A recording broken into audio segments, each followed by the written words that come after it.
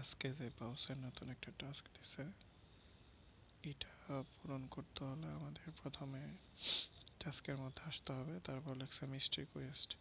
এটা পূরণ করার জন্য আমরা ম্যাক্সিমাম টাইম যেমন এরকমভাবে নিচের দিকে স্ক্রল করি না, এভাবে ঠিক তেমনি এখানে আসে, এই টাস্কে এসে আমাদের উপরের দিকে স্ক্রল করতে হবে, বারবার করতেই থাকতে হবে, এভাবে করতেই থাকতে হবে। এদের টানতেছি, নামতেছে, তো এখানে আমি উপর দিক থেকে নিচের দিকে টানতেছি। এভাবে এই যে যে লোগোগুলো আছে, তিনটা পা, এই তিনটা পায়ের চিহ্নটা আপনাকে দেখতে হবে। আমি টানতেই থাকি, থামা হবে না। টানতে টানতে তিনটা লোগো দেখতে পেলে কাজ শেষ। এই যে আমাদের টাস্কটা কমপ্লিট।